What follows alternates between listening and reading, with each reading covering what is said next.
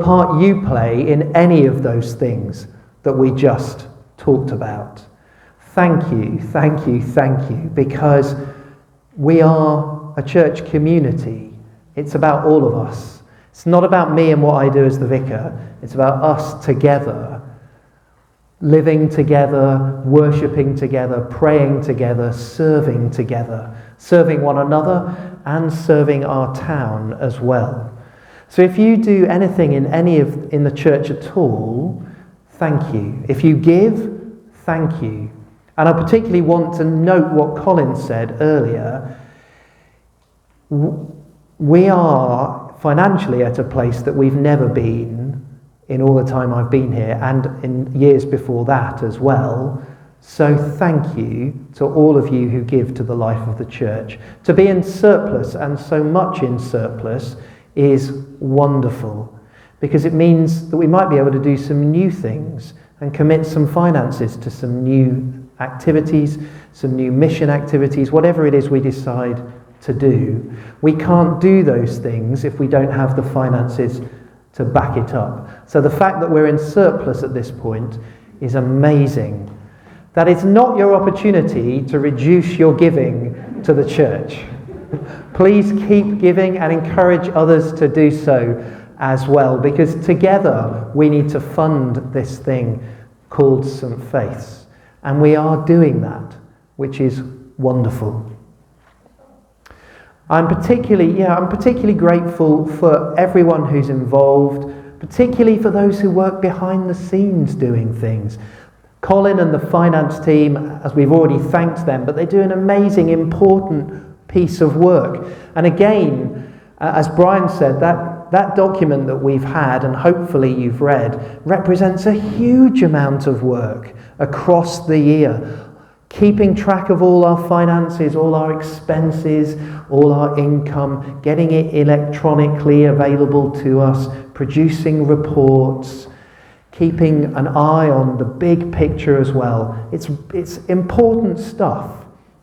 And it all happens behind the scenes, and most of us don't notice it's going on. Similarly, if you do other things in the life of the church as well, for those who are not recorded here, like the people who wash up the glasses on Sunday mornings, or set up for services, or clean bits of the church, there's a load of stuff that happens behind the scenes that people just do, and I'm so grateful for it. So thank you, thank you, thank you. Thank you as well to those people who stood for PCC. When it became clear that we really could do with 7 people joining, I kind of gulped a bit and thought, are we going to get that? And we have, which is excellent. So thank you so much to those who stepped forward to join PCC as well. It's a really important role that many people don't see what happens, but it's really important what the PCC does. Moving beyond some thank yous to looking ahead a little bit, you may have noticed that 6 weeks ago was my 10th anniversary of being the vicar here. We didn't do anything to mark it particularly, but I marked it sort of and thought, gosh, 10 years, that feels a bit like a moment. And particularly because just before I came here, I turned 40, and just a couple of months ago, I turned 50. No, thank you. So, but it feels to me like, actually me being here and turning those significant decades has coincided. So I've just spent my entire 40s, basically, being here as the vicar. And that got me reflecting on where we've come from and where we are today. So many good things have happened over the last 10 years, and frankly, it's flown by for me. I don't know, you don't need to tell me if it's flown by for you or not, but it's flown by for me. But I was reflecting on one thing that I've spoken about over the years, and I'm going to speak about again today. And that is that one of the key things that the PCC gave me as a job description when I turned up 10 years ago was broadening our age range in the church. I remember looking at the electoral roll of 10 years ago when I first arrived and just doing a quick analysis and working out that of the over 200 people on the electoral roll, 95% of them were retired. And that doesn't represent our town, where 20% of people are retired, or our country, where 20% of people are retired. So, wonderful, wonderful people, but we're not representative of our parish, as it were. And to be honest, that's not unique to us. That is the Church of England, frankly, as a whole, pretty much wherever you go. 10 years on, and we've done something about that. We are more age, we have a greater age spread than we did 10 years ago, but we're not where we need to be yet. And I'm conscious as well that for all of us, we're all 10 years older than we were when I first arrived. So all of you lovely people who were here in the church 10 years ago, and there was a kind of cut-off where most people were kind of mid-60s and older. Well, roll that forwards 10 years and most people are now mid-70s and older. And even those of us who are younger are, of course, still 10 years older. And I'm conscious that if this doesn't shift, it's going to have some knock-on consequences for us as a church.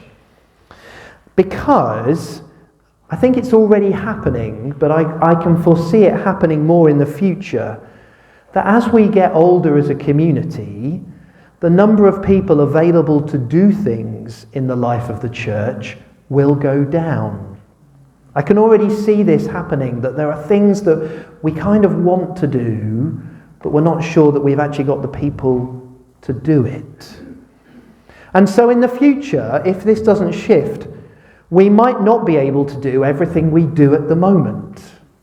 We might have to do less. We may need to stop some things. We've stopped almost nothing in the 10 years that I've been here. In fact, we've only added things in. But we may need to think about strategically what we do and don't do in the future. But again, let me remind you, that's not just us. Every Church of England parish, almost every Church of England parish, has that same issue going forwards. And in fact, I think that the next 20 years are make or break for the Church of England as an organisation with a presence in every parish in the country. And it's make or break because the demographics, the age profile of the Church of England is just getting older as we naturally age. And so, while there are many people in our parish, in our worshipping community here, we are all getting older. And what the Church of England as a whole, and what we as a whole have not been great at, is helping younger people find faith and join the worshipping community in our parishes. And that's something we really need to think about. We really need to think about that. Because I look ahead, having been here 10 years, I look ahead 10 years, and I think the next 10 years could see significant changes, and not in a positive sense, if we don't do something about it.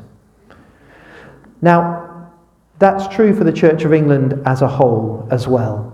And to be honest, I'm not quite sure at this point what we need to do. And it's not all on me to come up with all the actions either. It's on us as a community to think about these things. I spoke to the PCC about some of this back in January. I think, and it's not just the church that has this, but lots and lots of organisations that in the past have relied on people retiring and thinking, I want to give something back now. That's not happening in lots of organisations now, not just the church, because people who are coming to retirement now have got a different kind of attitude. They might well be thinking, well, I've worked all these years, I'm going to enjoy myself in my retirement. Now, serving other people is a way of enjoying ourselves and communicate and contributing to others. But many people in our culture don't have that mindset anymore. I'm going to retire and enjoy myself, or I'm going to retire and look after my grandchildren. And that's true for lots of people as well. So we don't exist in a vacuum. What's happening for us is happening across the country as a whole. Similarly, I don't know if you saw the most recent results of the census when it comes to the number of people who would say that they're Christians in our country. Back in 2011, 60% of the population said they were Christians. In 2021, that's gone down to 46%. And within that, it will be the older demographics of people who are still saying they're Christian.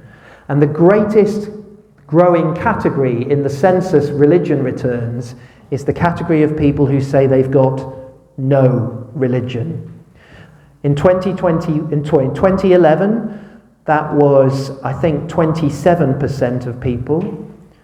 And that's now gone up to 46% of people as well. So approximately the same number of people who would claim to be Christians in our country now claim to be of no religion at all.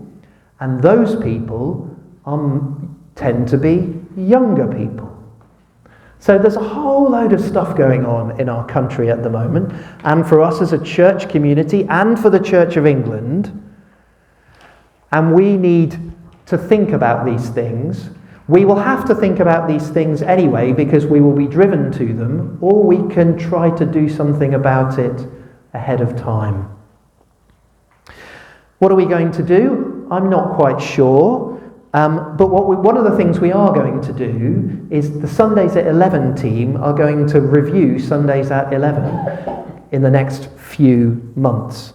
Is Sundays at 11, which we started about 7 years ago, still doing what we want? Is it engaging people in the way we want it to or not? If not, how do we change it? We need to think about those things. That will take a bit of time to do, but it's an important piece of work. And over time, we'll probably want to look at everything we do as a church. That's something we should do anyway. We as the church tend to start something and then just assume it will continue forever until Jesus returns. But actually, sometimes we might want to stop doing things and do some other things instead. So there's some work to do there as well. But there's one thing we can all do in the here and now, and that is seek to pass the gospel, the good news of Jesus, on to other people. As I said in my sermon this morning, the gospel, the good news about Jesus, is for everyone, whoever they are. But we, in reality, in the Church of England, we have not been great at passing on the gospel to younger generations. That's why we've got the particular situation we find ourselves in. We, in our lives, we at St. Faith's, we the Church of England, we Christians in this country, we are called to be witnesses and pass on this good news to others. Because the reality is, if we all invited one person to church and they all came, the church would double in size overnight. I know it's not quite as simple as that, but there are things we can do.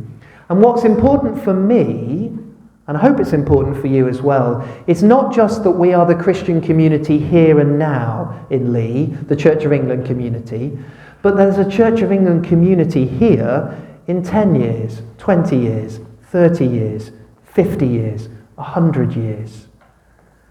Because I want the gospel to be available to the people of Lee in the future through a living and vibrant Christian community here at St. Faith's.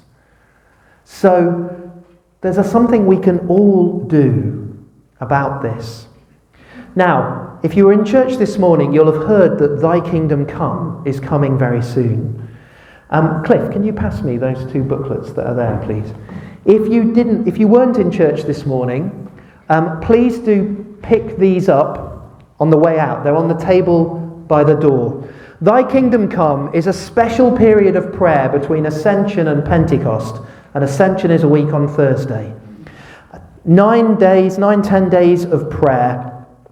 And there's these booklets that we've got for you to take and use. One is a prayer journal, and one is a series of daily reflections across that period. Thy Kingdom Come encourages us to pick 5 people to pray for to come to know Jesus. And not just to do it for 9 days, but to keep doing it constantly. But it's an encouragement across that period to do it. So if you've yet to pick those up, please do so. And do use this as an opportunity to think about, who might I pray for? Who might I really spend some time before God praying for, that they might come to know the love of Christ? There are lots of Thy Kingdom Come events happening over that period that we're doing here as a church. There'll be a prayer station, a series of prayer stations at the back of the church across the whole 10 days. So do come to the church and use those to pray. We've got that Ascension Day service in the evening on Ascension Day. We've got a day thinking about the Holy Spirit on the Saturday. And then we've got a joint service for Pentecost in a few weeks' time. So, to be honest, all that we should do should be rooted in prayer. So I'm really excited for Thy Kingdom Come as a way of praying, of encouraging us to pray for those around us. Looking slightly further ahead, practically, one thing to highlight in the next few months is that I'm going on sabbatical. Don't be too enthusiastic. Yes, so I'm off August, September and October. And a number of people have asked me what my plans are for that period, and I thought I'd take the opportunity to tell you a little bit.